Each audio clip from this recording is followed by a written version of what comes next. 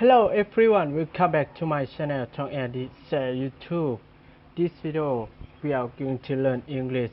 about using verb to be สบายดีทุกคนยินดีต้อนรับกลับมาสู่ช่อง Tong Andy Share YouTube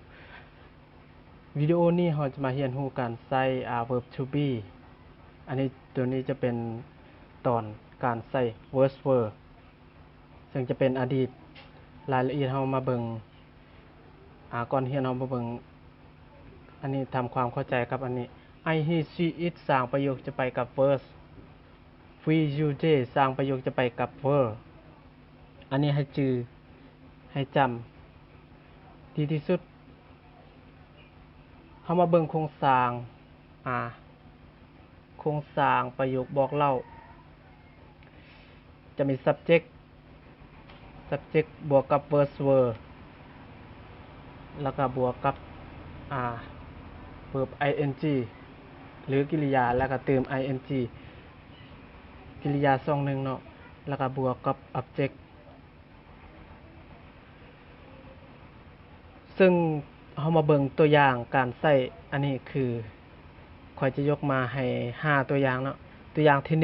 1 I was washing my clothes yesterday morning ข้อยได้กำลังซักเครื่องของข้อยเช้ามื้อวานนี้ตอนเช้ามื้อวานนี้ที่2 He was studying all day yesterday ลาวได้กำลังเรียนหมดมื้อวานนี้ที่3 They were driving at this time yesterday พวกเขาได้กำลังขับรถ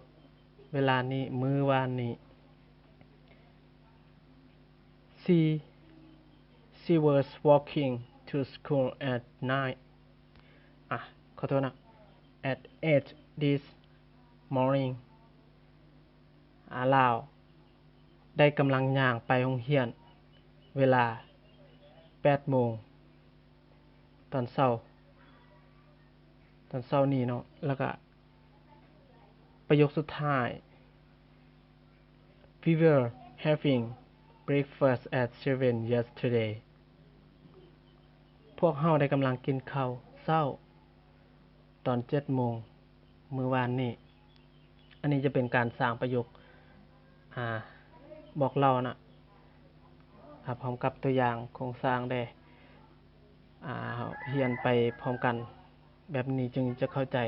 การใส่โครงสร้างของประโยคถ้าเป็นประโยคคำถามก็จะเอา verse verb นี่ย้ายมาอยู่ทางหน้ามาอยู่ก่อนsubject แล้วก็บวกตามโดย subject ตัวนี้แล้วก็มาบวกกับverb ing หรือ verb กิริยาทรงหนึ่งเติม ing แล้วก็บวก object แล้วก็ประโยคคำถามจะมีหมายถามเนาะอันนี้คือการใส่ประโยคบอกเราแล้วก็ประโยคคำถามถ้าเป็นประโยคปฏิเสธก็เราจะมาบวกกับ not นี่เนาะ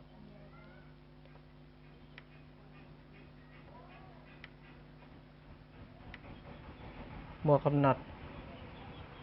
ก็รู้แล้วว่าทุกประโยคทุกโครงสร้างที่ปฏิเสธคำเว้าของปฏิเสธมันจะมีบ่ซึ่ง not อันนี้จะแปลว่าบ่เนาะประโยคปฏิเสธจะมาบวกกับ not ตัวนี้แล้วก็มาบวกกับกิริยาเติม ing